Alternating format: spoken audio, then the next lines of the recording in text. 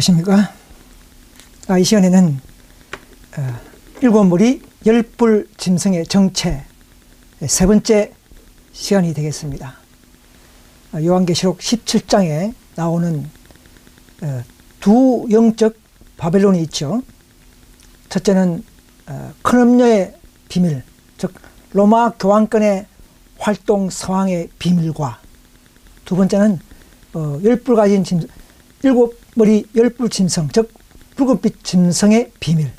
자, 교황권과 연계하고 동맹하는 이 세력은 누구인가 하는 것이 이 시간에 가장 초점이 되어야 되고, 모든 성도님들은 이 붉은빛 짐승의 정체에 대해서 가장 주의 깊게 연구하시고 살펴보아야 합니다.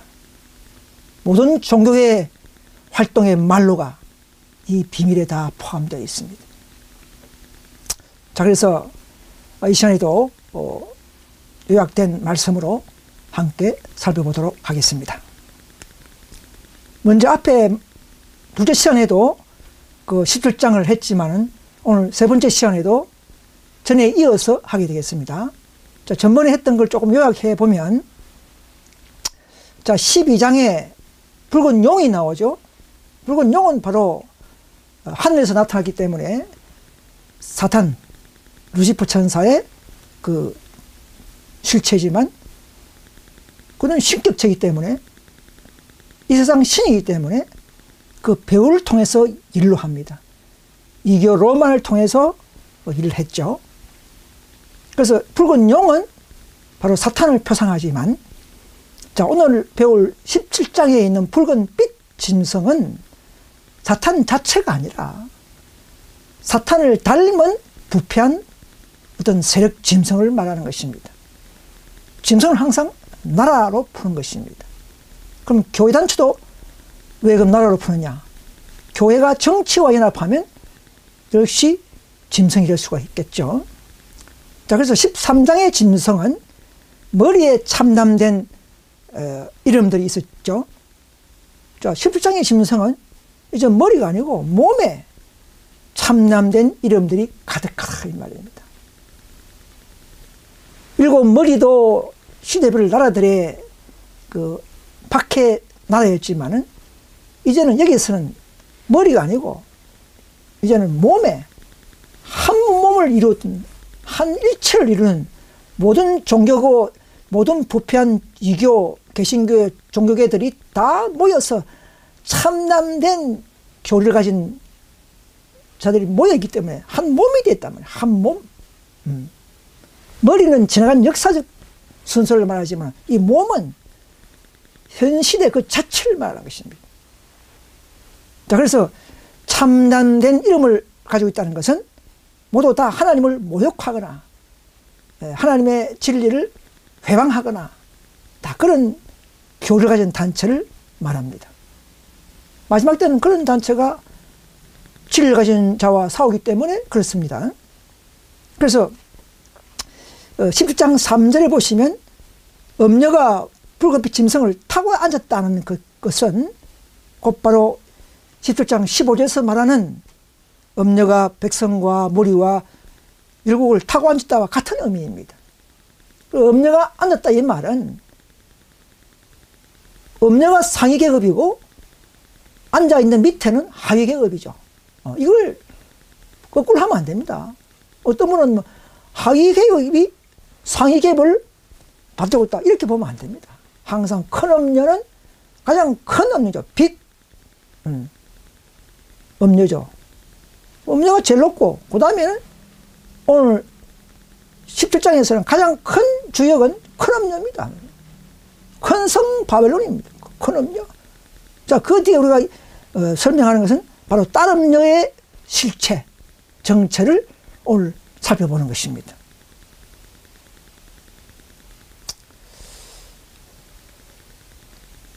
그래서 밑에 있는 붉은빛 짐승은 음녀를 태우고 동맹하고 받들고 밀어주는, 자, 그런 동맹 세력을 오늘 누군지를 배우게 되는 것입니다.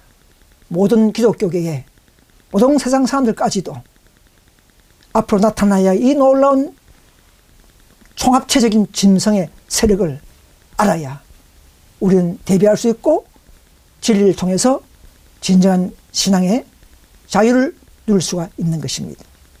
이것은 모든 사탄 세력을 가진 박해할 연합 세력을 말합니다. 자, 뒤에 또 설명을 해드리겠습니다. 자, 그래서 지난번에 이어서 또 9절부터 시작하겠습니다. 17장 9절. 지있는 뜻이 여기 있으니 그 일곱 머리는 여자가 앉은 일곱 산이요 또 일곱 왕이라 하겠습니다. 여러분, 산은 나라 제국을 상징합니다.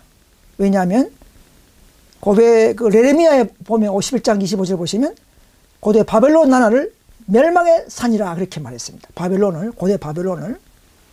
또 교회도 상징합니다. 왜냐하면 이사야 2장 2절에 보시면 말이래 여호와의 전의 산에, 전의 산이, 여호와의 전의 산은 시온산이죠. 시온산은 하나님의 교회 상징하죠.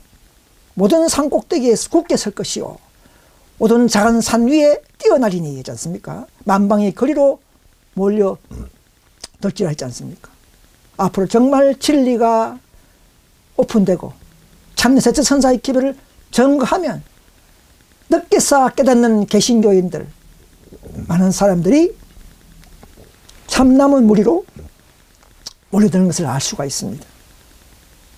자, 이 큰 엄니가 여자를 타고 앉은 산은 일곱 산이지 여덟 산이 아닙니다. 항상 일곱 밖에 없어요, 머리는요. 자, 이것을 잘 기억하셔야 됩니다. 그래서 여덟째 왕이라는 것은 없고 새로운 다른 세력이 아니라 앞에 있는 그 어떤 짐승이 다시 한번 또 부활하는, 재현되는 그런 모습이기 때문에 머리는 일곱 개지만은 여덟째라고 붙이는 이유가 바로 그런 이유가 있습니다. 그래서 컴뮌은 역사적으로 하나님의 백성들을 대적해온 연속적인 제국들 위에 앉아있다.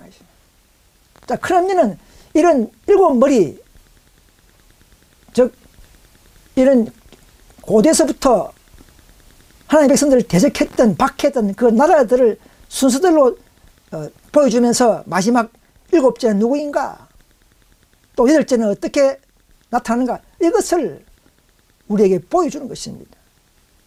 무슨 단체라고요? 크럼녀 밑에 있는 짐승을 알려주는 것입니다. 크럼녀 위에 이제 짐승이 아닙니다. 크럼녀가 타고 있는, 크럼녀와 동맹하는 그 예야 세력을, 짐승을 알려주는 것이지, 크럼녀와 다른 세력을, 크럼녀가 아닌 다른 세력을 알려준다든지 그런 게 아닙니다. 또 크럼녀가 또 밑에 있는 것이 아닙니다. 자, 저희 도표를, 그림을, 복잡하지만 자, 봐주시기 바랍니다. 자, 17장 10절 11절이죠. 일곱 왕이라 다섯은 망하였고 하나는 있고 다른 이는 아직 이르지 아니하였으나 이름은 반드시 잠깐 동안 계속하리라. 전에 있었다가 시방 없어진 짐승은 여덟째 왕이니 일곱 중에 속한 자라 멸망으로 들어가리라 했습니다. 자, 오늘 이 17장 10절 11절에서는 뭐라고요? 여자가 앉은 산, 여자가 앉은 나라, 짐승에 대해서 정체를 풀어주는 겁니다. 스무고개처럼. 다른 어떤 세력이 아니에요. 여자 밑에 있는 짐승이 누구냐는 것을, 요 관점을 잊어서는 안 됩니다. 자, 여자가 타고 있는 짐승의 정체를 알려주는 거예요. 자, 이 일곱 머리는 바벨론부터 시작됩니다. 왜냐하면 옛날에 재림교회 어떤 목사님 그 도표를 보면 애굽 아수르 이래하는 데가 아닙니다. 1400년도에 애굽이 물론 바로 왕이 애굽 백성들을 괴롭히고 핍박했지만, 또 아수르도 780년대에 또 북방 이스라엘 멸망시키고 했지만, 그러나 이 다니엘서 보면, 다니엘 2장 7장에 보면 애굽 아수르 나오지 않습니다. 흔적이 없습니다.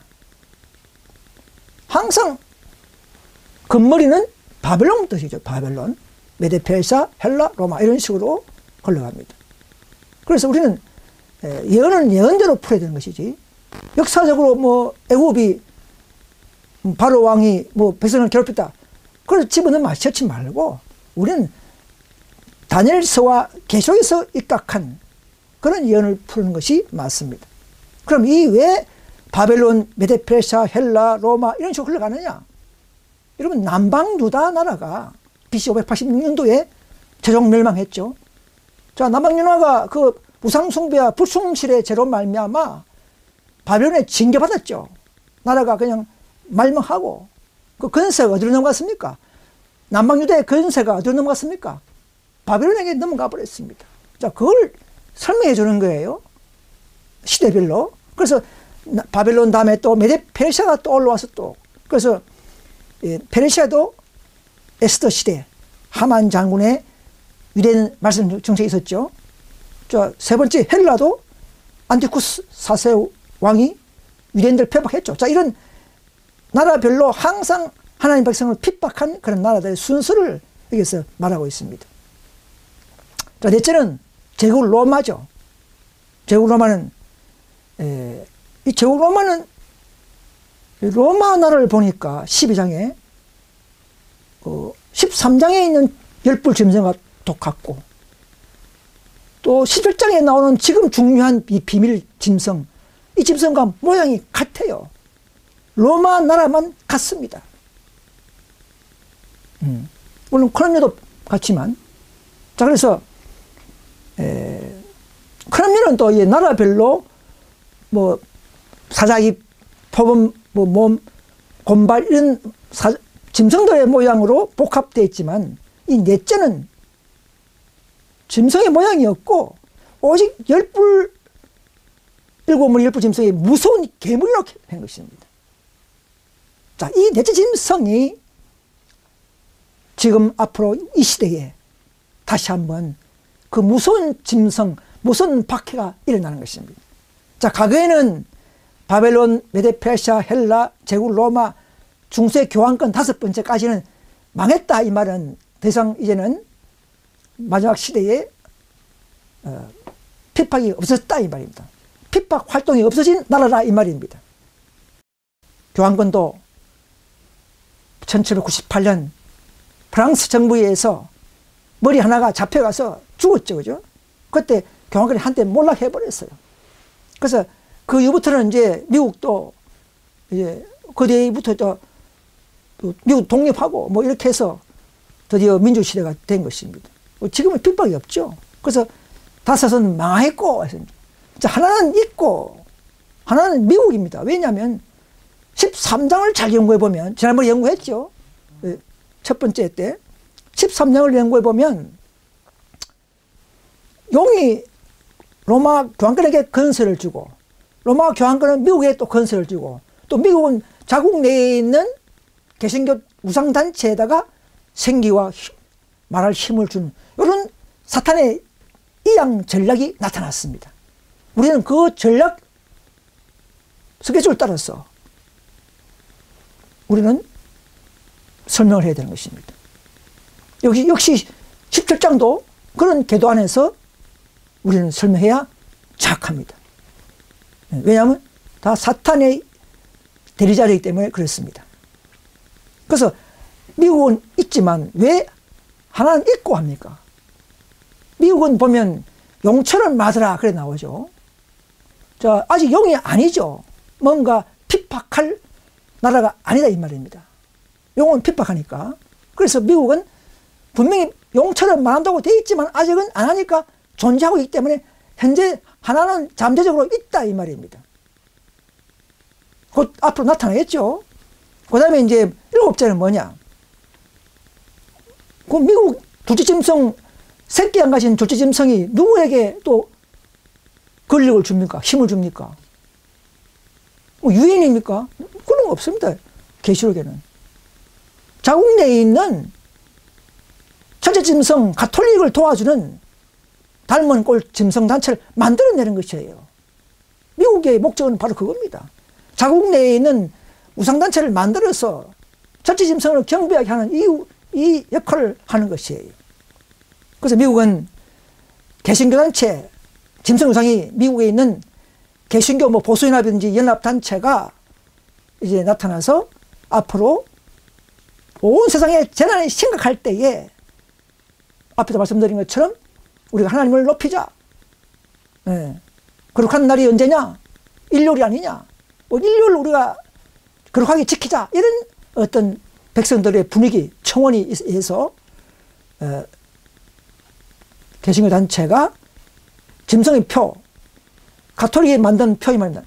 가톨릭이 만드는 일요일 표 이 말입니다. 짐승의 표를 국회에다가 헌법으로, 특별법으로 아마 그렇게 해서 상정하는 세력이 바로 짐승의 표 상정 세력, 미국에 있는 개신교 단체가 등극되는 것입니다. 여기 7째 왕이에요. 왜 그렇습니까? 앞에서 말한 것처럼 짐승의 우상에게 경배하지 아니하면 다 죽인다 했잖아요. 짐승의 우상에게도 경배해라는 것입니다.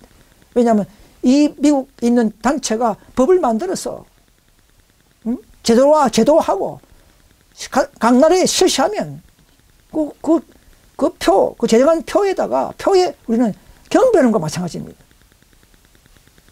그 단체가 상정하고 실시하기 때문에 왕이 되는 것입니다. 경배받는 왕이 되는 것입니다. 이건 예언적인 지금 사건이 흘러가는 것입니다.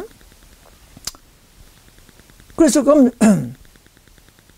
그러나 이 단체는 아직은 이러지 아니하였다. 7자는 아직은 이러지 아니하였다고 분명히 말하는데도 어떤 재림교 어떤 사람들, 목사님들은 7자를 회복된 교황권 이렇게 하는 대부분 다 그렇게 말합니다. 재림교의 모든 해석은 다 그런 식으로 갑니다.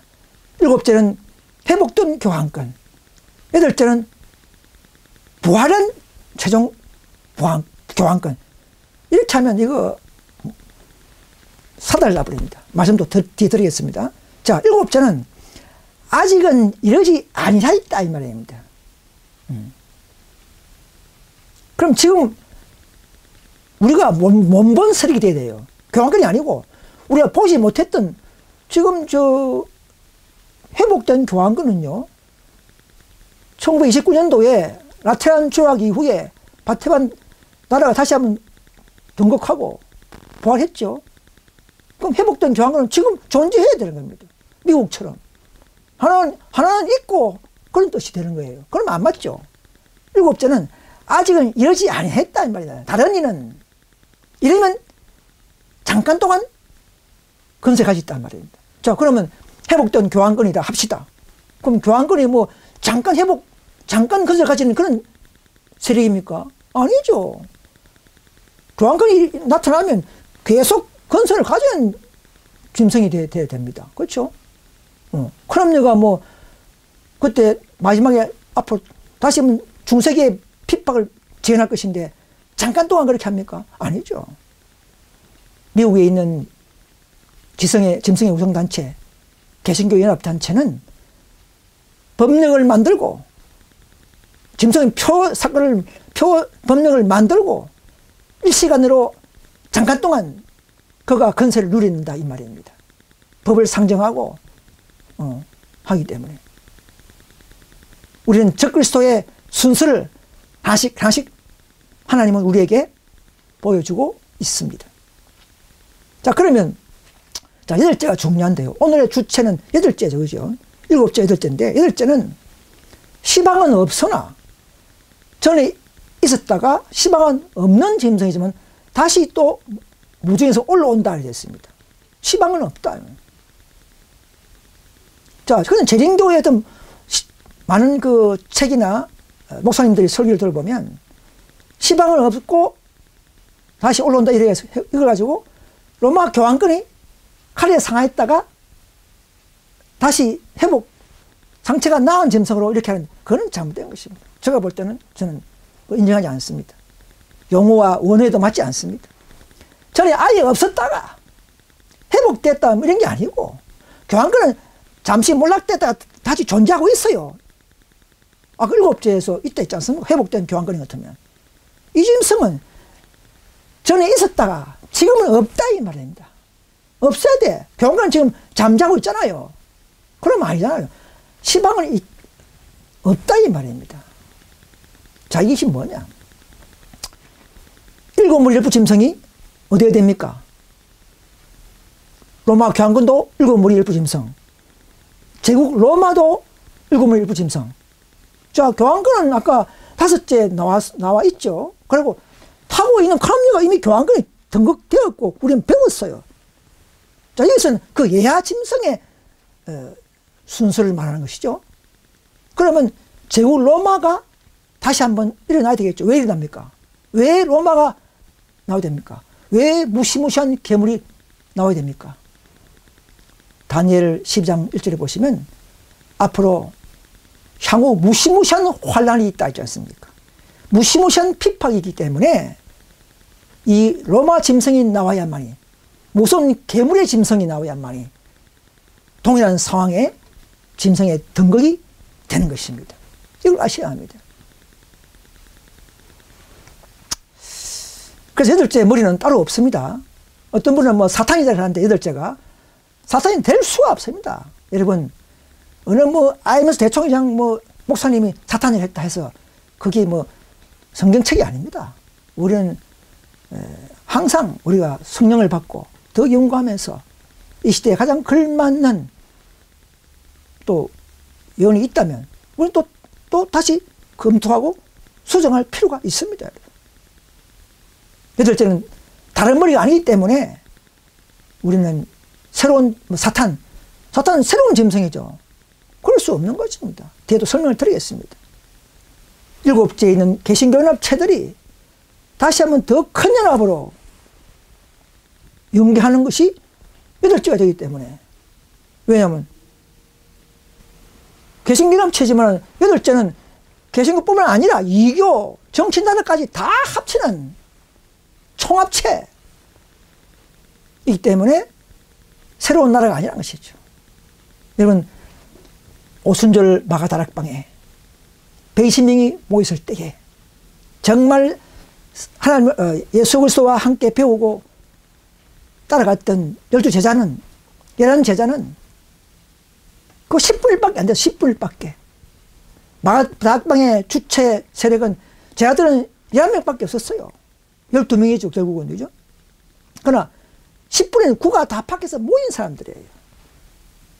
마찬가지로 개신교연합단체가 짐승표를 제정하고 만들고 깃발을 들고 법률을 만들고 따라오라고 왕처럼 경배받기를 원했지만 여덟째 왕에서는 모든 이교, 개신교, 모든 교회가 정치까지 다 포함하기 때문에 그런 비슷한 더 큰 연합이 되는 짐승인 것을 우리는 알 수가 있습니다.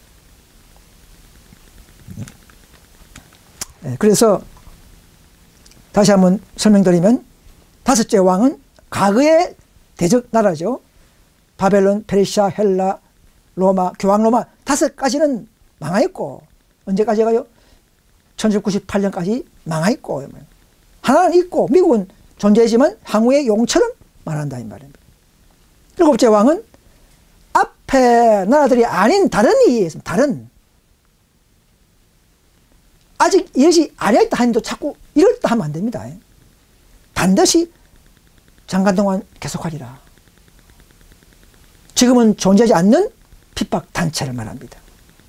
일단 일곱째 왕은 지금은 존재하지 않는 다른 핍박 단체로서, 즉 가톨릭 짐승에 닮은 일을 하는 인류를 법령을 제정하고 강요하는 첫 번째 적그리스도가 바로 이 개신교 연합단체를 말합니다. 여러분, 지금 짐승표가 지금 일어났습니까? 아직 안 일어났죠? 지금 짐승의 우상단체가 지금 나타났습니까? 안 나타났죠? 그러니까 일곱째 왕에는 다른 일은 아직 이르지 아니하였으나 이르면 반드시 잠깐 동안 하리라. 이 개신교단체는 법령을 만들고 한 1년간 많은 사람들에게 계몽하고 하다가 잠시 소강 상태되고 여덟째 왕에게 다시 이름하는 거죠. 그때는 함께 또 다 연합하는 거죠. 또 여덟째 왕은 전에 있었다가 시방 없어진 짐승, 무서운 괴물 짐승이 없어졌습니다. 앞으로는 또 바로 참 십계명을 그대로 지키는 14만 4천 이 무리들을 더 과거의 로마 시대보다 더 심각한 핍박을, 더 무시무시한 핍박이 일어날 것을 여기서 알려주고 있습니다. 그래서 전에 없다가 시방 없는 무서운 괴물로마 같은 짐승이, 즉 모든 총합체 세력이 나타난다는 말입니다. 이 세력이 예수님과 싸우다가 멸망한다는 말입니다. 말세에 다시 한번 이 로마 같은 무서운 괴물의 형태로, 핍박 형태로 세력이 나타나서 참 십계명 그대로 고수하는, 안식을 그대로 고수하는 이 무리를 핍박하게 될 것입니다. 저 여러분들이 안식일을 끝까지 지키고자 한다면 이 무서운 짐승의 세력 단체들에 의해서 핍박과 박해를 받게 될 것입니다. 이것을 미리 말씀드리는 것은 그 일이 이르기 전에 이것을 대비하기 위해서 이런 예언을 말씀을 드리는 것입니다. 노아가 120년 전부터 홍수를 예언했죠. 항상 미리 알려줘야 되는 것입니다. 자, 그래서 이 8째는 왕이라 되어 있지만 개역 성경에는, 다른 성경에는 8째 왕이라는 단어가 없습니다. 자, 물론 왕으로 된 것도 있지만 킹제임스역이나 세번역 성경이나 시우말 성경이나 이런 데 보면 전에 있었으나 지금은 없는 짐승이 8번째지만 8번째 이렇게 됩니다. 8째 왕 이렇게 하지 않습니다. 사탄은 왕인데 여기는 원문에는 왕이라는 말이 없어요. 이 단체는 7종에 속한 자이기 때문에, 새로운 것 같으면 7에 속하면 안 됩니다. 그죠? 7종에 있는 자들이기 때문에 8째는 새로운 자가 될 수 없고 왕이라고 부를 수가 없는 것입니다. 새로운 사탄 왕 같으면 8째 왕이라고 분명히 원문에 돼야 되는데 원문에는 왕이라는 단어가 없습니다. 그래서 현대어 성경에 보면 이런 말씀이 있더라고요. 현대어 성경에 보면 전에 한번 죽었던 그 붉은 짐승은 8째 왕이다. 이미 그는 7왕 가운데 하나로서 과거에 왕위에 올라 통치를 한 일이 있었다. 그러나 역시 왕이 된 후에 다시 멸망하게 될 것이다. 과거에 왕위에 올라서 통치를 한 짐승이 되어야 됩니다. 8째는. 로마 나라는 과거에 이교 로마가 얼마나 정치를 했습니까? 네. 수백 년간. 그런 왕이 돼야 되지. 뭐 사탄은 뭐 언제 우리가 가시적으로, 역사적으로, 시대적으로 7째 속한 나라가 됐습니까? 상식에 맞지 않습니다. 그래서 제가 다시 좀 설명을 드리는데요. 17장 9절 보면 큰엄녀가 타고 앉아있는 붉은빛 짐승의 정체를 알게 하는 순서를 지금 제가 말씀을 드렸죠. 자, 이 그림 보면 잘 이해되겠습니다. 앞에 거는 뭔가 이치에 맞는 그림 해석이고 오른쪽 거는 뭔가 이치에 안 맞는 그런 해석입니다. 그게 재림교회 또는 여러 독립분파들의 해석입니다. 요 왼쪽 거는 저희 SD 남은무리 운동의 해석입니다. 자, 크레명을 타고 있는 짐승의 정체를 알려는 것입니다. 그 인물의 세대적 인물이 누군가를 알려주는 거예요. 자, 아까 말했다시피 바벨론, 페르시아, 헬라, 로마, 교환권, 미국 하나 있고 7째는 앞으로 곧 다가올 다른이 미 짐승표를 제정하는 단체. 그 다음 8째는 나라와 이교와 개신교와 총합 짐승이라는 말이죠. 총합 세력. 이 세력이 자기 머리에 누구라고요? 큰엄녀 교환권을 태우고 있다는 말입니다. 자, 이것이 가장 이성적이고 합리적인 해석이 맞겠죠. 자, 그러면 오른쪽에 있는 이 그림표를 보십시오. 이 그림표는 많은 재림교 목사님들 해석, 책자, 독립분파, 뭐 이란시교의 뭐 손교훈 목사인가요? 또 앤드류 강명수 목사님인가요? 또 뭐 김대성 목사님, 또 개혁운동 교단, 현대전류운동 목사님 전부 다 보면 이 오른쪽 해석이에요. 자, 이는 뭐냐면 바벨론, 페르시아, 헬라, 로마, 교환권, 미국 하나 있고 일곱째는 회복된 교환권. 그 다음 여덟째는 부활한 교환권. 이게 뭐야? 이거는 저는 이해를 못 하겠습니다. 여러분 이해됩니까? 이렇게 되면 나무만 보면 뭐가 그래 맞는 것 같아요. 그렇지만 전체를 보면 문맥을 보면 맞지 않습니다. 우리는 나무를 풀다가 숲을 봐야 되는 거예요. 나무의 정체를 풀어나가다가 한 숲 전체를 보는 문맥을 보는 이런 해석이 필요합니다. 자, 그러면 이런 식으로 재림교처럼 푼다 그러면 그럼요 교환권이 또 교환권들을 타고 있다. 이거는 말이 안 되죠. 어째 교환권이 교환권을 탑니까? 교환권이 교환권을 동맹합니까? 이건 말이 안 되는 이야기입니다. 여러분 재림교회 모든 목사님들 한번 생각해 보십시오. 그래서 교환권이 교환권을 타고 앉아 동맹한다는 이런 중복 해석은 이치에 맞지 않습니다. 교환권이 타고 앉아있는 이 짐승은 자기 예하, 따름요, 가정한 것들의 교회 또는 정치 나라 이런 나라들이 돼야만이 그들을 군립하고 그들을 지배하고 있는 것이 교환권 클럽이라는 것이죠. 그래서 이 영포에 됐던 이 왼쪽 것이 바라지 않겠습니까? 자, 그래서 자, 화입 주석에서 보면 화입 선자는 어떻게 주석을 했느냐. 그것이 정답이겠죠. 자, 17장의 화입 주석을 제가 살펴보겠습니다. 자, 화입 주석을 잘 보면 되는 거예요. 그럼 화입 주석은 뭘 지금 알리려고 하는 건지 나타나 있습니다. 자, 보시면 화입 주석의 17장 해석입니다. 세계적인 일치 단결, 하나의 대화합, 사탄의 세력들의 동맹이 있게 될 것이다. 자, 사탄 세력의 동맹. 아까 여덟째 짐승을 제가 그렇게 설명했죠. 그러나 지금 재림교회나 모든 독립분파들 해석은 전부 다 교환권을 해야죠. 그럼 이 세력은 어디서 나옵니까? 마지막 날 싸워야 할 싸움에는 여호와의 율법에는 충성한 일이 있어서 배도한 타락한 모든 세력이 하나님의 백성을 반대하여 연합하는 일이 있을 것이다. 일곱 무리 열불 짐승, 참남 이 모든 거짓 교리를 가지고 있는 단체들의 연합이 있을 것이다 이 말입니다. 또 나옵니다. 사탄 세력들의 연합. 저희가 한 뜻을 가졌다. 사탄 세력들 간의 범세계적인 결속, 그런 조화가 있을 것이다. 자기의 능력과 건설을 이 짐승에게 주더라. 누가? 모든 정치 나라들이 이 짐승에게 건설을 준단 말입니다. 그럼 정치 나라는 아니겠죠, 그죠? 그럼 사탄이 건설 없어서 요 조그만 나라한테, 한국 나라, 일본 나라한테 건설을 받습니까? 사탄이 무엇이 부족해서 앞뒤가 안 맞죠. 교권이 과거의 가톨릭의 종교의식과 관례를 거절하는 사람들을 박해할 때 나타났던 것과 똑같은 독재적 억압적 정신을 가지고 양심의 명령을 따라 하나님께 경배하려는 신앙의 자유를 억압할 것이다. 누가?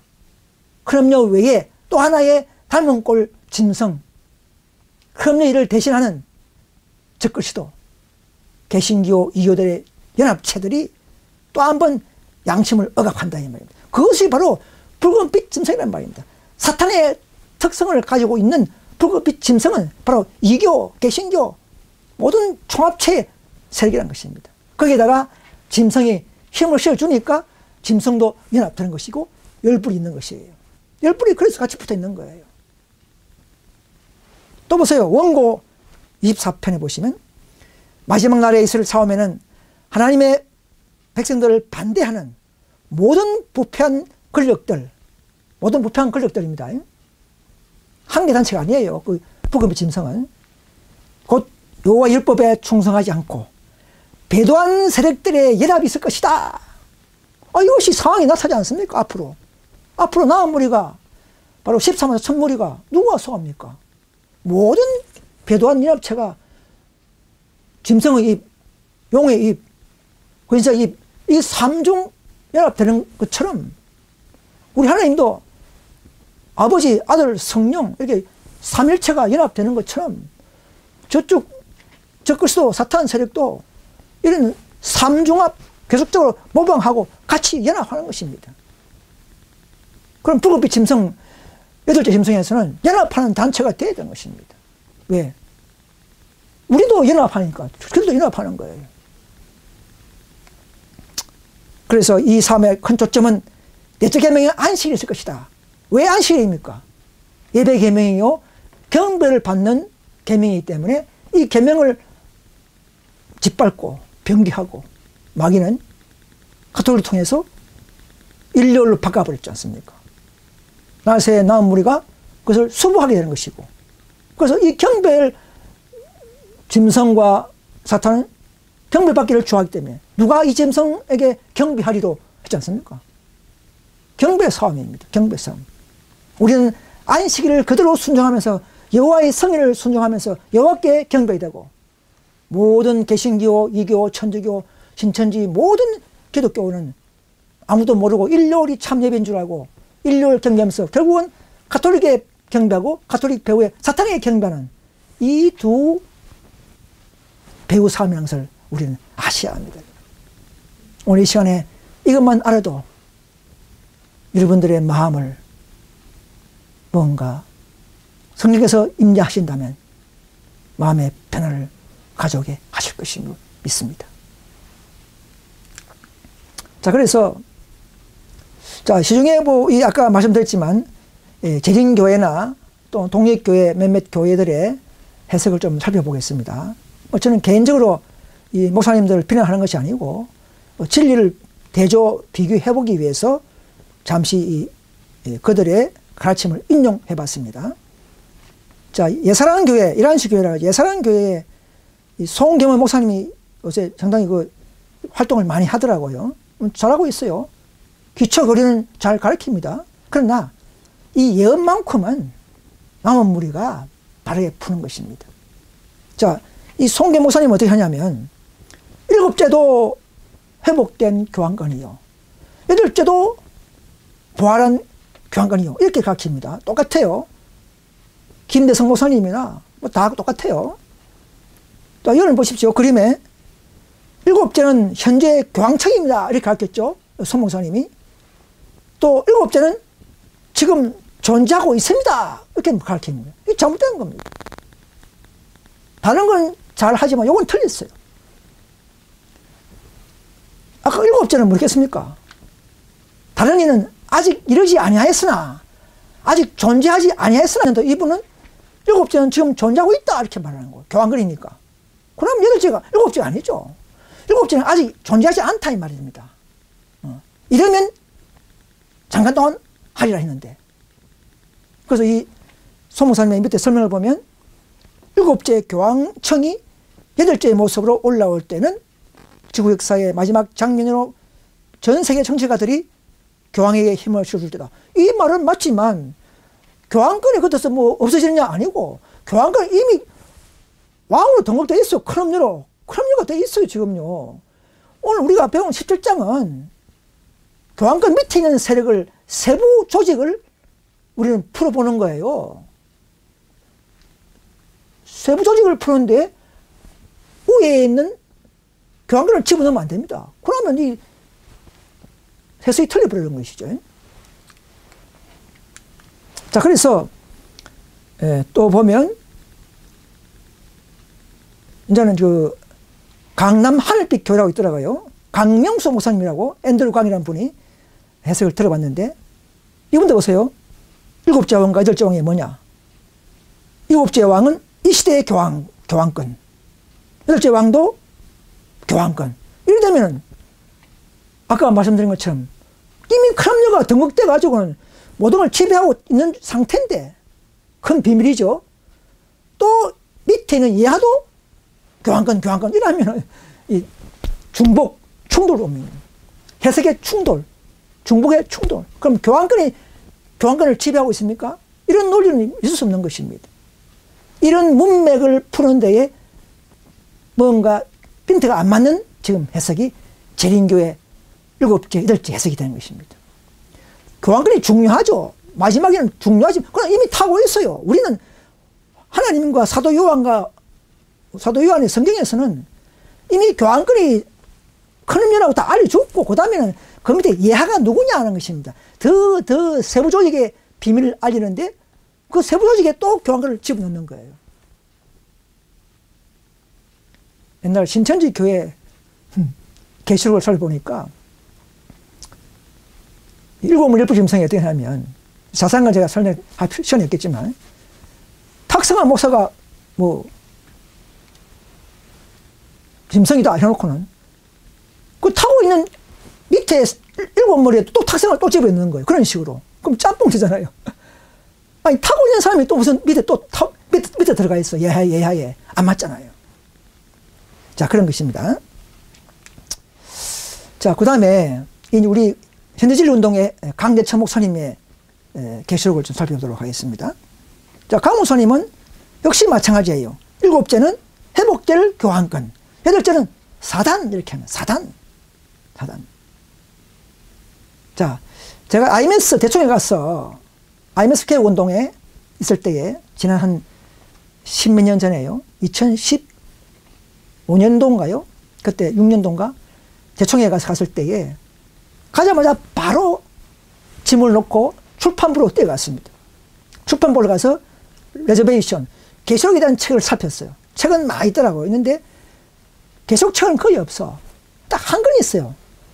물론 부분적으로 설명을 한 거 있지만 계시록을 조목조목 설명은 딱 한 권 있는데 그거 사가왔어요. 몇 불 주고.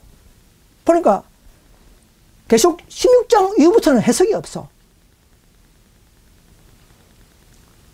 IMS 개혁운동 교단은 17장 해석을 손을 못 댑니다. 왜 그렇습니까? 어느 개인이 그냥 함부로 17장 뭐 사탄이자 할 수는 없는 거예요. 공식 안교 교과에 보면, 제가 IMS에 16년 있었는데요. 16년 동안 계속 17장 해석을 한 번도 배운 적이 없습니다. 안교 교과적으로. 물론 그들은 우리가 스미스 해석을 따른다 그렇게 말해요. 그래서 그 당시에 수아레스 대총회장도 뭐 기독교 로마, 회복된 로마 이렇게 말하고, 출판부 뭐 라켈홀스의 뭐 출판부장은 또 뭡니까요? 또 기독교의 뭐 단지 이렇게 하고, 레리와츠 목사님도 뭐 저걸 사단 이렇게 했어요. 다 틀립니다. 목사님마다, 대총회마다. 이제 마지막 때에 바른 진리 하나로 가장 합리적이고 가장 현실적이고 실상 해석을 바르게 할 때가 된 것입니다. 큰 음녀가 타고 있는 짐승을 풀어나가는데 또 큰 음녀를 교환권을 내면 안 되고, 그 큰 음녀가 타고 있는 예하 단체의 다른 음녀의 순서를 우리는 일곱 머리를 우리는 풀고 있는 중입니다. 그런데 이제 강 목사님은 여덟째는 사탄이다 했는데, 사탄은 아까 설명했죠. 새로운 짐승이 아니기 때문에, 일곱 중에 속한 자이기 때문에 사탄은 될 수가 없습니다. 자, 뒤에 설명도 드리겠습니다. 자, 그래서 만약의 경우에 자, 붉은빛 짐승이 사탄이라면 아래 구절들이 모순이 생겨버립니다. 성경의 구절이 충돌이 와버려요. 한 90%는 잘 설명 갖다 붙이면 뭐 아멘 할 수 있어요. 그러나 또 다른 구절 들어가면 충돌 나버린 것이 사탄이 되겠습니다. 자, 사탄이라 그러면 사탄이 전에 있었다가 지금 없어지는 짐승입니까?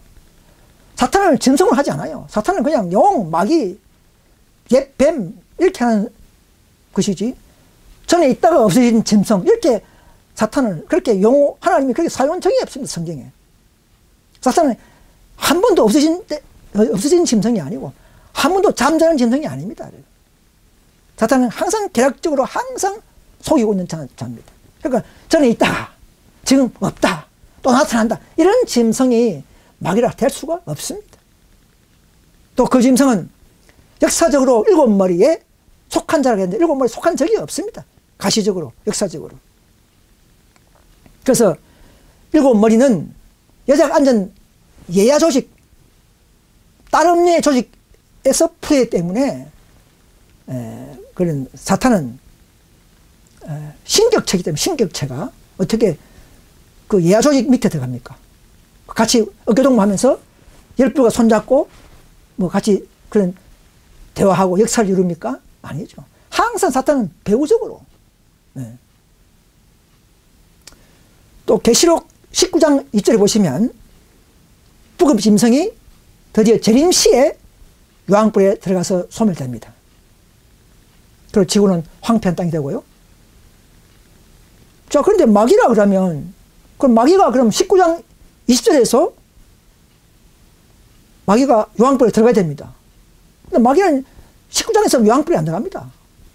마귀는 언제 들어가냐면 재림 후, 천년 후, 집행심판, 백부자 심판 때에 그때 마귀는 요한뿔에 최종적으로 집어넣습니다.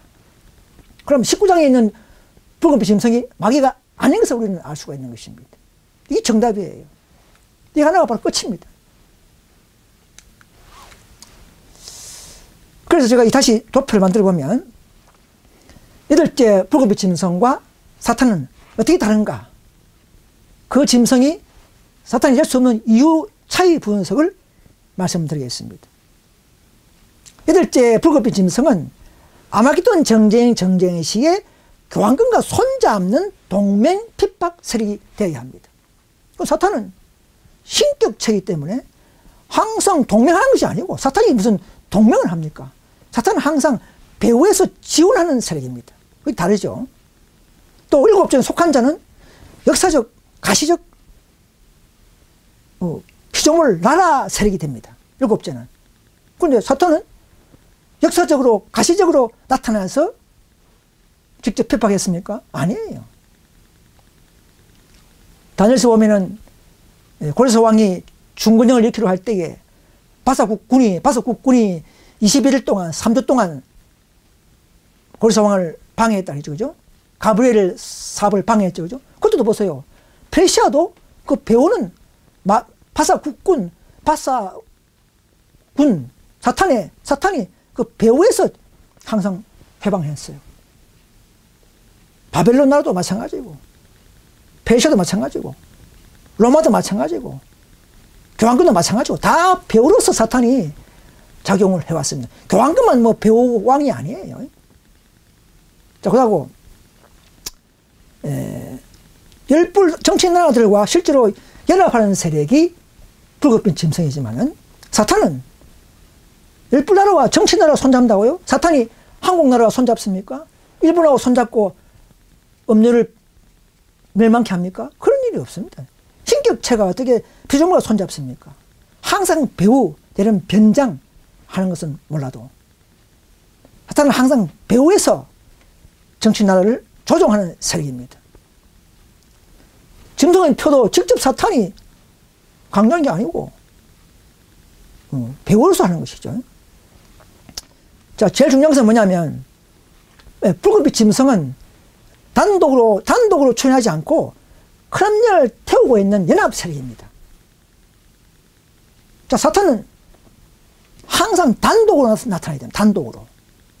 단독으로 예수 그리스도를 가정하고, 단독으로 그리스도 신자가 되고, 단독으로 또 변장하고, 내가 안식을 바꿨다, 내가 치료를 하고, 단독으로 온 세상을 속이고 자기를 경배하도록, 왕으로 경배하도록 하는 것이 9번째 나타나는, 단독으로 나타나는 사탄이라는 것이죠. 근데 사탄이 뭐 교황권과 손잡고, 역사적으로 나타나서 또 손잡고, 또 뭐 열불나라 손잡고, 큰엄니를 죽이고, 이런 사탄이 아닙니다. 사탄은 단독으로 또는 배우적으로 항상 그리스도를 가장하고 다 경배하도록 속이는, 최후에 나타날, 즉 9번째라면 9번째 대를 나타날 세력인 것입니다. 자, 8째 왕 붉은빛 짐승은 반드시 재림 때 멸망합니다. 그 짐승과 그 선자가 요한뿔에 집어넣다 했습니까? 그 사탄은 그때 안 들어갑니다. 사탄은 마지막 1000년 후에 재림 시간을 멸망하지 않고, 사탄은 결박만 당하다가 1000년간 무정행에서 지구에서 부활시켜서 모든 사람이 부활할 때 사탄도 풀려나서 백부자 심판 때에 이 땅에 와서 천년 후에 요한불에 들어간 것이 그 순서가 다르죠. 그죠? 북업의 짐승은 19장에서 재림시에 요한불에 들어가서 소멸돼 버리고, 사탄은 천년 후에 최종 자기의 제 값을 따라서 집행 심판할 때 들어가고, 요 차이 다른 것입니다. 자, 모든 나라들이 이 짐승의 건설을 몰아주죠.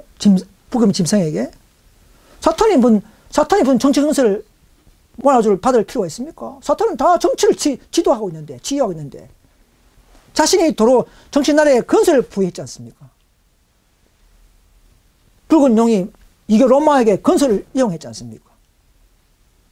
그런데 뭐 미국, 한국, 일본한테 뭐 마귀가 건설 받는다고요? 그건 말이 안 되는 이야기입니다. 사탄이 북업의 짐승이 될 수 없는 것이죠. 이것이 배터리가 나가는 모양인데. 자, 그래서 아까 말씀드린 것처럼 19장 20절에 나오는 짐승이 잡히고 그 앞에 이적을 행하던 그 선자도 잡혔으니 이 둘이 산채로 요한불에 붙는 못에 던지고, 이건 재림 때에 일시적으로 소멸되는 그 적그리스도를 잡아서 소멸시키는 상징적인 표현입니다. 그러나 사탄은 언제입니까? 20장 10절에 저희를 미혹하는 마귀가 불과 요한불에 던지오니 거기는 그 짐승과 그 선자도 있어. 그럼 안 맞죠? 마귀가 사탄이 요한불에 들어갈 때 그 불법 짐승이 거기 있다. 먼저 심판받았단 말입니다. 그럼 안 맞잖아요. 마귀가 요한불에 들어갈 때 마귀가 먼저 있어. 이 말이 안 맞잖아요. 그죠? 그래서 우리가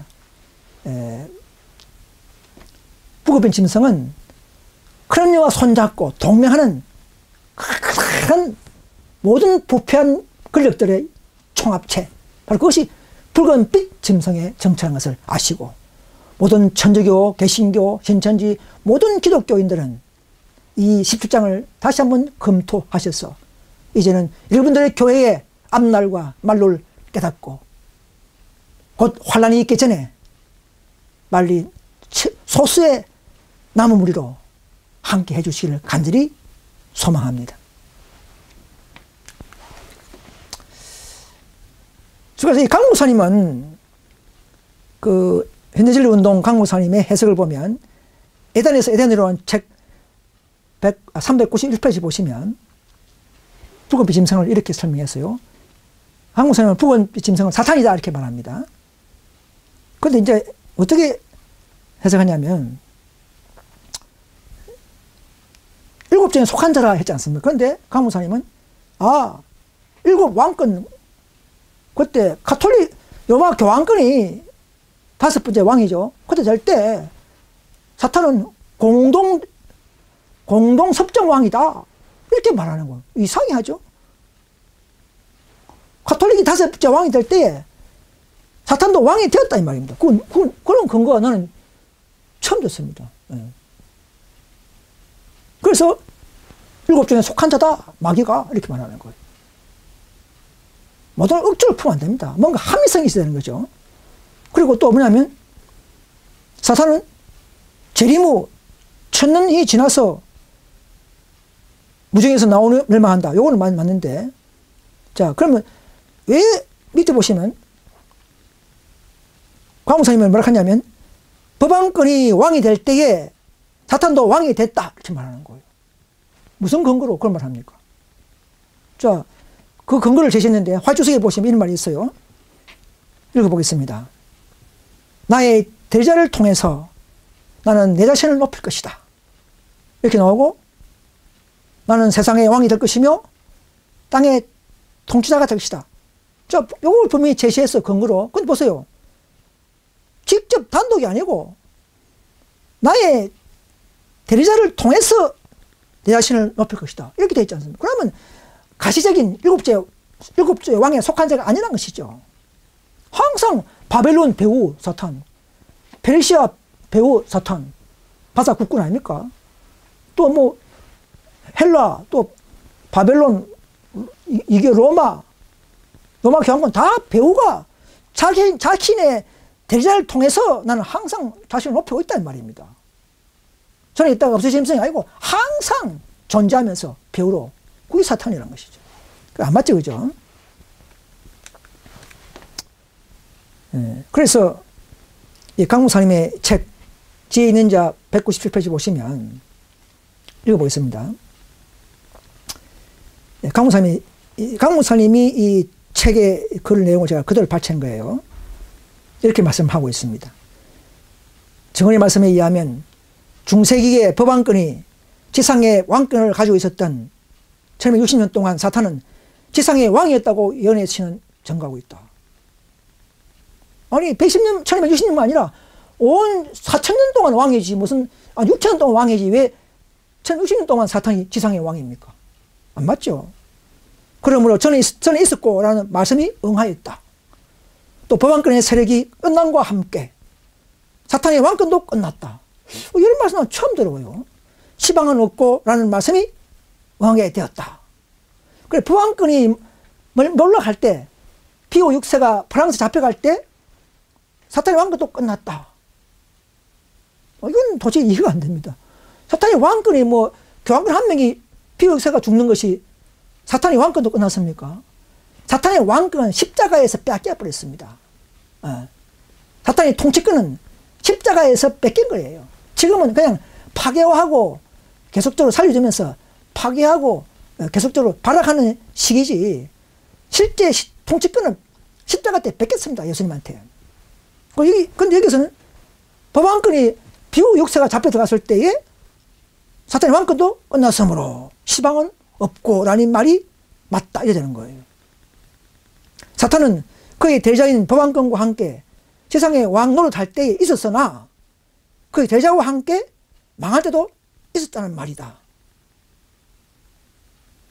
사탄은 앞으로 미국에 이어 짐승의 우상이 세워지고 인류를 강제 법령이 시행되고 법왕권이 다시금 지상의 왕권을 잡게 될 때에 사탄도 다시금 왕이 된다는 말이다. 그러므로 장차 나올 것이라는 예언이 응하게 될 것이다. 이때 사탄은 법왕권과 함께 지상의 7번째 왕이 되는 것이다. 그러니까 이 강문쌤 해석을 보면요. 잘 나가다가 한 번씩 보면 이상하게 해석하는 게 뭐냐면 지금 난 이해를 못 하겠어요. 7번째 왕이 될 때에 법왕권이라고 하시는데 강문사는 회복된 교황권이 7번째 왕인데 그때 또 사탄도 또 왕이 된다 같이.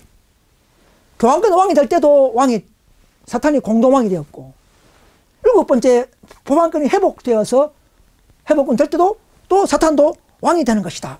7번째 왕이 되는 것이다. 이렇게 말하는 거예요. 그래서 법왕권과 붉은 짐승을 동일한 역사로 성경에서 표현한 것이다. 나는 도저히 무슨 말인지 이해를 잘 못하겠습니다. 자, 이런 것이 바로 죄송스럽지만 사람의 논리라는 것이죠. 우리는 좀 더 최대한 성경과 정언에 입각한 그런 해석이 필요한 것입니다. 자, 12절 또 연이어서 살펴보도록 하겠습니다. 내가 보던 열불은 온 세상 나라죠. 열불. 10은 완전순이기 때문에 온 세상 나라. 마지막 때는 뭐 10개 나라만 왕이 되는 게 아니고 온 세상 나라가 미국, 독일, 스위스, 아프리카 모든 나라가 다 점성표를 시행하면 하는 것이지 뭐 10개 나라만 뭐 점성표 가지고 핍박합니까? 그럴 수 없어요. 그럼 우리가 스위스로 도망가면 되죠. 열불 아닌 나라에 그렇게 할 수 없죠. 마지막 때는 온 세상 나라가 다 핍박하기 때문에 열불은 온 세상 나라가 돼야 맞습니다. 아직 나라를 얻지 못하였으나 다만 짐승으로 더불어 임금처럼 건설을 일시 동안 받으리라. 아직 나라를 얻지 못했다 이 말은 그럼 미국이나 뭐 일본이나 뭐 한국이나 뭐 이런 나라들이 나라가 분명히 있는데 왜 여기서 아직 나라를 얻지 못했다 이 말은 자 지금 여기서 말하는 것은 핍박형 나라를 말합니다. 핍박형 박해의 나라 박해의 세력. 자 용천은 마더라 미국도 지금은 뭐 멸망하잖아요. 벌 주잖아요. 앞으로 법을 바꾸고 안식일을 짓밟고 인류를 음행할 때에 음행의 포주를 마실 때에 그때는 핍박형 나라가 되고 용천은 용의 절정이 되고 되는 것이죠. 그래서 그때에 붉은빛 짐승이 나타날 때에 열불도 동시대 같은 세상 나라도 같이 핍박형 나라로 돌변해서 이제는 민주나라가 아니고 핍박하는 박해하는 나라로 바뀌는 것을 말합니다. 그때는 모든 세상 나라들도 짐승의 받지 않고 있는 이 안식을 고소하는 무리들을 요 무리들을 왕처럼 핍박할 권세를 사탄으로부터 얻게 되는 것이죠. 아직 나라를 얻지 못했다 이 말입니다. 지금은 정치 나라는 갖고 있지만은 핍박형 하나님의 백성들을 죽이는 박해하는 나라로는 아직까지 등극이 되지 않았다 이 말입니다. 다만 짐승으로 더불어 개신교 이교 단체들과 더불어 임금처럼 권세를 일시 동안 받으리라. 일랑 나라들과 붉은빛 짐승은 연합하여 어린 양과 그의 신실한 추종자 마지막 말세에 살아있는 14만 4천인들을 공격하며 핍박하며 이 말입니다. 영적 전쟁을 일으킨다 이 말입니다. 아무튼 전쟁은 영적 전쟁이요, 예배 계명 싸움이요, 경배 싸움입니다. 누구를 순종하는가? 안식을 지키면서 하나님을 순종하는가? 인류를 지키면서 가톨릭이 만들고 그 배후 사탄을 숭배하는가의 전쟁인 것을 아셔야 합니다. 물론 개신교에서 이것을 처음 듣는 이야기 있지만은 여러분들의 모든 교리를 잠시 무시하시고 이 예언들을 들어주시기를 간절히 소망합니다. 그래서 열불나라들은 이 짐승 단체들과 함께 인류월 휴업령이 실시될 때에 그때 짧은 기간 동안 소환란, 대환란 요 짧은 기간 동안 법적 권세를 그들은 얻게 됩니다. 핍박하면 마귀의 영이 되기 때문에 마귀의 권세를 받은 거예요. 그죠? 자, 그래서 그 다음에 13절에 저희가 이제 열왕을 맞이고 온 세상 나라가 한 뜻을 가지고 자기의 능력과 건설을 짐승에게 주더라. 모든 정치 나라가 왜 이 짐승에게 건설을 줍니까? 그러면 이 짐승은 건세가 없는 짐승이란 말입니다. 무슨 건세? 이교 나라나, 그래서 뭐 신천지, 여호와의 증인, 뭐 불교, 뭐 이슬람교, 이런 모든 이 또 우상 종교 모든 나라들이, 모든 단체들이 뭐 고발하고 잡아놓고 이런 법적인 건세가 없죠. 없습니다. 그건 경찰권이죠. 그죠? 행정적인, 행정은 구청지구라든지 뭐 형사들이 또 경찰이 하는 것이지 종교인들이 그렇게 하지 못해요. 그래서 앞으로는 나라로부터 행정 건설을 받는 것을 말합니다. 모든 세상 나라가 한 마음을 가지고, 왜? 저 안식을 지키는 사람들 죽여야만이 이 세상에 재난이 없어지고 재난의 원흉이 된 이 안식을 지키는 이 소수무리를 없애버려야만이 온 세상이 재난이 나지 않는다. 이렇게 생각하면서 자기의 능력, 정치 능력, 행정 공무원 같은 능력, 경찰 능력, 이런 능력과 건설을 이교 개신교인들에게도 그 단체도 일임한단 말입니다. 일임. 옛날 보면 그 히틀러 당시에 유대인들이, 그죠? 독일에게 건설을 받고, 유대인들도 보면 대장이 있죠, 그죠? 유대인들도 뭐 관리하는, 뭐 이게 완장차고, 유대인들 관리하고 자백을 했죠, 그죠? 그런 식으로 앞으로는 개신교가 정치의 건설을 잇고, 안식일을 지킨 자들을 색출하고, 잡아놓고, 또 고발하고 하는 그런 일을 하게 될 때가 곧 다가옵니다. 이교나 개신교 종교단체들은 안식을 지키는 무리를 고발하고 잡아놓을 수 있는 행정적, 법적인 권한이 없으므로 나라로부터 행정 권한을 받아야 되는 것이죠. 그죠? 그렇게 해서 한 뜻을 이룬 열왕나라들과 붉은빛 짐승은 같은 목적으로 연합하여 어린 양과 그의 신실한 추종자, 실제 수 살아있는 14만 4천을 공격하며 전쟁을 일으킨 것이 아마겟돈 전쟁입니다. 자, 14절. 저희가 어린 양과 더불어 싸우려니와 어린 양은 만주의 주시오 만화의 왕이시며 저희를 이기실 터이요 또 그와 함께 있는 자들 곧 불심을 잊고 배심을 잊고 진실한 자들은 이기려다 했습니다. 자, 불심을 입은 자들은 누굽니까? 말세의 이 세차선사 기별을 계시 기별을 듣고 배우고 먼저 사명감을 가진 먼저 받은 남원교회 특권들 이런 사명감인 자들이 먼저 부심을 받고 있어야 되겠죠. 그죠? 그 다음에 우리가 이제 밖으로 성령을 얻고 밖으로 전할 때에 빼어심을 있는 자들 이 기별을 듣고 듣는 천주교, 개신교, 신천지, 요하이정의 모든 유교, 불교, 모든 이슬람교 모든 단체에서 나온 자들 그들이 바로 빼심을 입는 자들이라는 것이죠. 그래서 모두 합하여 살아있는 14만 4천인들만이 최후의 아마겟돈 전쟁에서 짐승표를 타협하지 않고 살아남아서 살아서 천국에 올라갈 것입니다. 이스라엘의 바닷가의 모래알처럼 이스라엘 백성들이 많을지라도 그 남은 자만 구원을 얻으리니 했지 않습니까? 이미 모은 백성교에 또 모아 한 목자 밑에 있으리니 했지 않습니까? 자, 16절이죠. 내가 본 바 이 열불과 짐승이 음녀를 미워하여 망하게 하고 버거벗게 하고 그 살을 먹고 불로 살리라. 자, 인자는 뭔가 상이 뭔가 내분이 일어났어요. 내분이. 세 가지로 나눠지죠. 그죠? 짐승, 강신술, 용, 비선자 인하듯이 자, 정치인아들과 불급인 짐승이 그동안 음료를 도왔고 가톨릭을 도왔고 가톨릭 음행의 포도주에 취했다가 나중에 칠재앙이 나고 할 때 보니까 자기들에게 오니까 재앙들이 또 성령이 요 소수물에게 임하니까 무엇이 진리인지를 그때서 다 깨닫고 우리가 속았다. 가톨릭에 속았다. 깨닫고 분노해서 그럼요 가톨릭을 죽이는 것을 말합니다. 그 대쟁투 사건들 보면 447페이지 보시면 사람들은 거짓을 전하고 진리를 정죄해온 목사들을 산산조각으로 찢어버리고 싶은 마음을 갖게 될 것이다.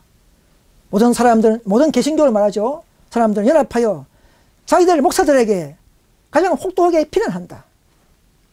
그들의 목사들에게 달려든다. 한때 그들을 가장 존경했던 바로 그 사람이 가장 무서운 저주를 받게 되죠. 그들에게 퍼붓는다. 한때 그들에게 월계관을 씌웠던 손이 이제는 반대로 그들을 죽이기 위하여 들려줄 것이다.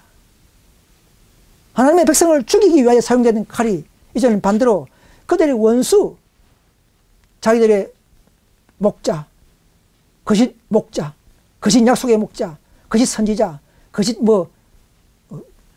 주교들, 이런 모든 이런 인류를 강요하고 짐승표를 강요했던 모든 그런 자신의 목회자를 갖다가 죽이려고 하는 것이 일곱째 재앙 때 일어날 것입니다.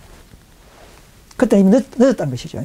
지금 우리가 깨닫고 이 예언을 듣고 우리는 나오는 자들이 살아남을 것입니다.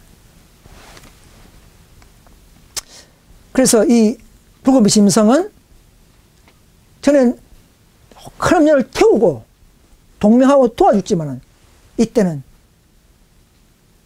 늦음이 성령을 받고 우리가 온 세상에게 이런 바른 진리를 전거하고 성령을 힘입어서 바르게 힘있게 전거할 때에 그들은 깨닫고 마치 오순절 이름의 성령 받을 때처럼 깨닫고 그때는 그럼요 가톨릭의 모든 이 잘못된 음행의 포도를 먹이던 가톨릭을 미워하고 불사른단 말입니다.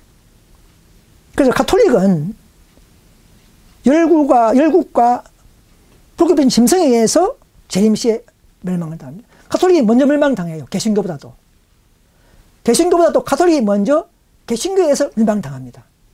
정치 나라들과 개신교에서 가톨릭이 먼저 멸망당합니다. 음행의 주체 세력이 가톨릭이죠. 그죠? 17절 하나님이 자기 뜻대로 할 마음을 저에게 주사 한 뜻을 이루게 하시고 저희 나라를 그 진성에게 주게 하시되 하나님의 말씀이 응하기까지 하심이라. 하나님은 이런 모든 걸 다 허락하십니다. 남방유다가 바벨론 포로할 때도 하나님 징계를 허락하셨습니다. 계속적으로 남방유다의 건세가 빼앗김을 말미암아 계속적으로 바벨론, 메데페르시아, 헬라, 로마, 기독교, 교황 로마, 미국, 개신교 우상단체, 그럼 모든 총합체, 짐승, 이 모두에게 다 건설을 주었어요.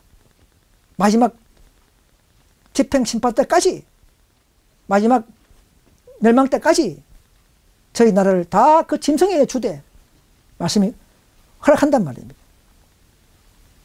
영적 바빌론 그들의 심판 선고와 완전히 형벌이 집행될 때까지 세상 왕들이 나라 건설을 이교, 개신교에 다 건설 준단 말이죠. 자기들끼리 다 한단 말입니다.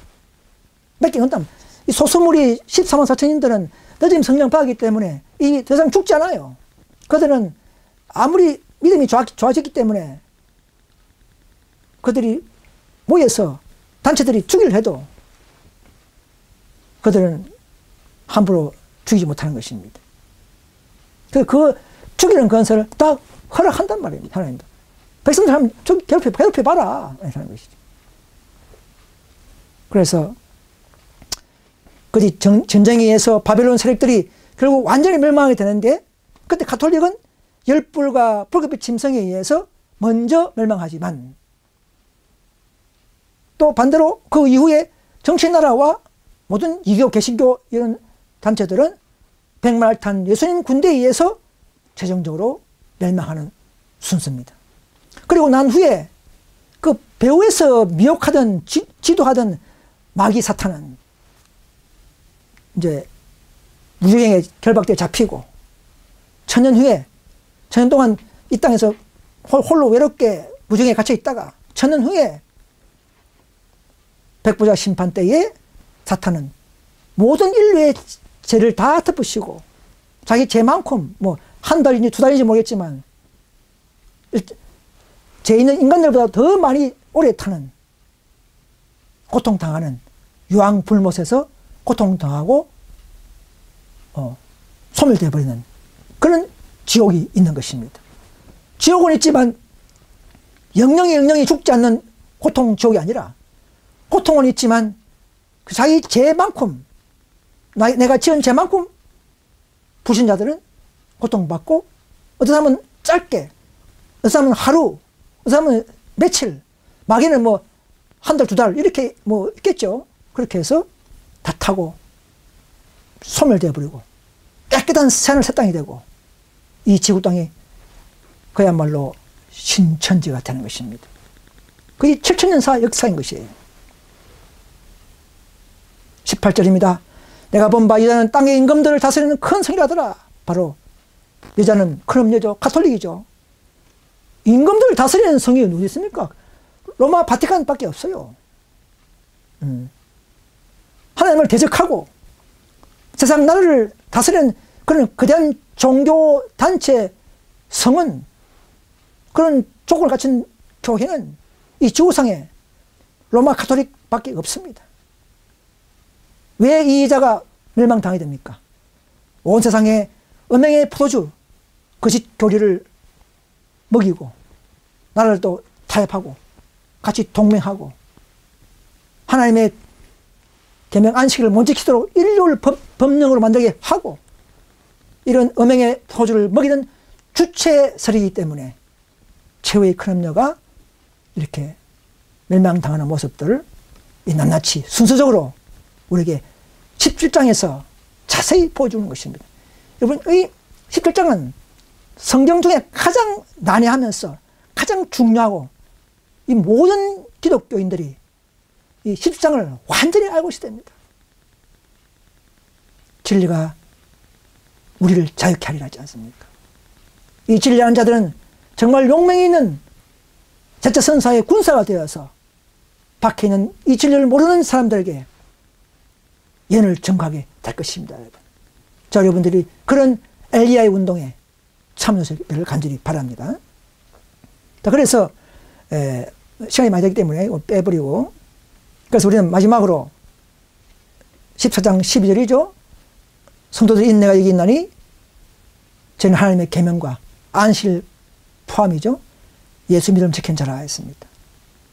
엘리야의 시대처럼 오늘날도 하나님의 계명을 지키는 백성과 그리 신을 예배하는 자들 사이에 경계선이 분명하게 그어져 있다. 엘리야는 부르짖기를 너희가 어느 때까지 두 사이에서 머뭇머뭇하려느냐. 여호와가 만일 하나님이면 그를 쫓고 바알이 하나님이면 그를 쫓을지라고 말하고 있습니다. 여러분 사랑하는 천주교 또 개신교 또 모든 사람들이시여, 이 중요한 다가오는 큰 환난과 재림을 앞두고 벌어지는 영적 전쟁, 아마겟돈 전쟁에서 우리는 멸망당하는 그런 재앙당하는 백성이 되어서는 안 되고, 우리는 하나님의 보호를 받고 하나님의 말씀을 높이며 하나님의 법궤를 지르는 백성으로서의 소수물이 14만 4천의 저 여러분이 들어가길 간절히 바라면서 이 말씀을 모두 마치겠습니다. 감사합니다.